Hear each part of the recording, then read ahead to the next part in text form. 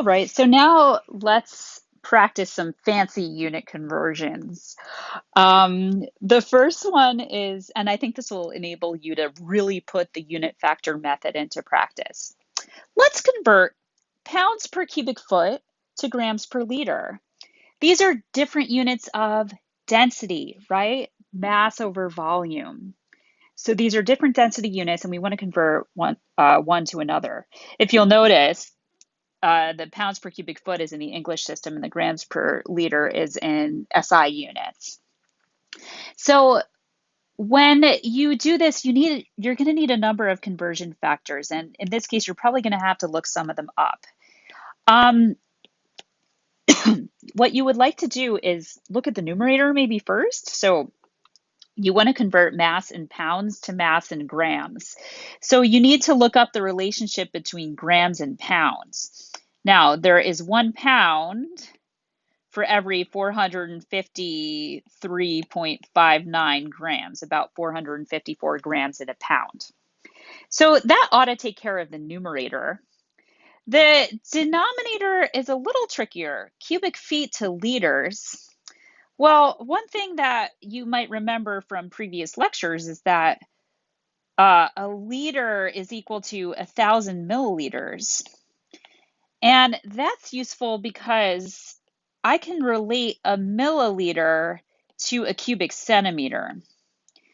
So that should enable you to get from the metric system to the English system, because you may remember, or you can look up, that there are 2.54 centimeters in an inch. And of course, we know that there are 12 inches in 1 foot. So that should enable us to go from cubic feet in the denominator to liters in the other denominator. One key thing to remember here is that you need to, when you cube a unit, you have to cube the number as well. So I will kind of go into that as we do the calculation. So, okay, this is going to take quite a bit of space here to do it all in one line. So we're going to start with pounds per cubic feet. And let's take care of the numerator first, because that's going to be an easy one. I have 453.59 grams per pound. That's beautiful because that is going to get me to the grams that I want in my numerator. The cubic foot is the one that's a little bit trickier. Now, I have the relationship that there are 12 inches in a foot. So I can have 1 foot for every 12 inches. However, I want cubic feet. So I'm going to cube the unit. But if I cube the unit, I have to cube the number as well. So I'm going to just cube all of the units and all of the numbers in that conversion factor. So the numerator will just be 1 cubed, which is 1 cubic foot. The denominator is 12 cubed, which is 12 times 12 times 12. Okay, that is the key thing to remember here. So if you square or cube a unit, you have to square or cube the number as well. So when you cube a unit, make sure that you cube the number as well. Okay, words to live by. All right, so we got from cubic feet to cubic inches. Now we need to go from inches to centimeters. So I can use this conversion factor here. I have 1 inch in for every 2.54 centimeters. However, I need to cube everything here as well. Cubic inches and cubic centimeters. So I'm going to cube that 2.54 in the denominator. Then, I'm almost there. Then I need to relate cubic centimeters to milliliters. And that is a one-to-one relationship, which is pretty easy to do. So I have 1 cubic centimeter for every 1 milliliter. Nothing to cube there because that's just a straight up relationship. And finally, I have 1,000 milliliters per liter. So let's see if I can cross multiply and cancel out the units that I don't want. I'm canceling out the pounds. I am canceling out the cubic feet. I'm canceling out the cubic inches. I'm canceling out the cubic centimeters. I'm canceling out the milliliters. And lo and behold, I end up with my desired units, which are grams per liter. And if you do all of the arithmetic here, I ran out of space, but all of that should tell us that 1 pound per cubic foot is equal to 16 grams per liter. So there you go. That is a fancy unit conversion. Let's do another example of a fancy unit conversion. So we can put some more additional skills into practice here using prefixes this time. So you'll notice as you start reading chapter 1 and 2 that many atomic dimensions, are expressed in a unit called angstroms. Now, angstroms are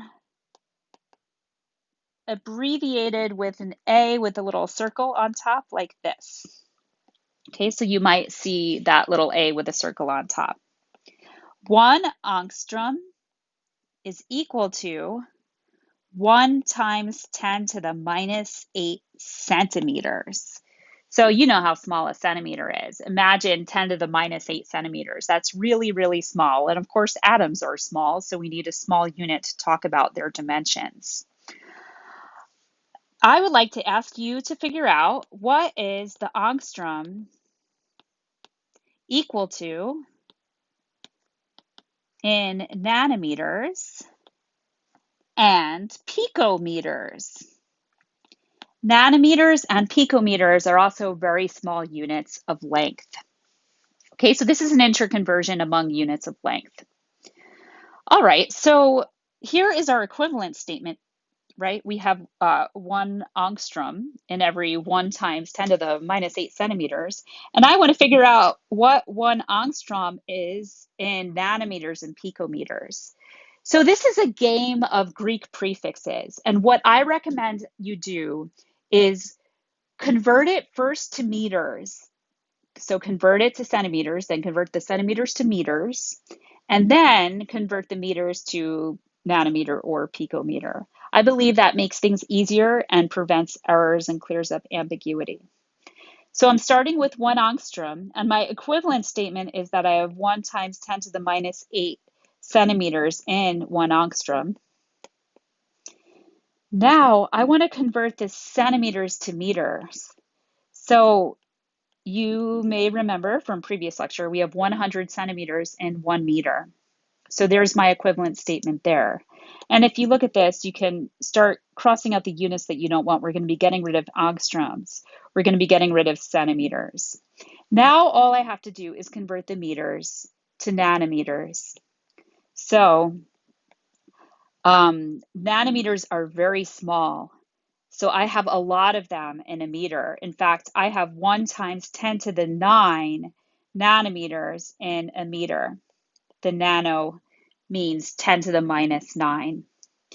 So if I set that up, I can cancel out the meters and I am left with nanometers.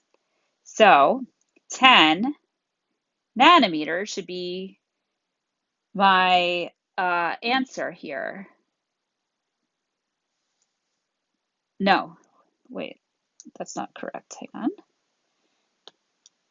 So let's see, 1 times 10 to the minus 8 times 1 times 10 to the 9th.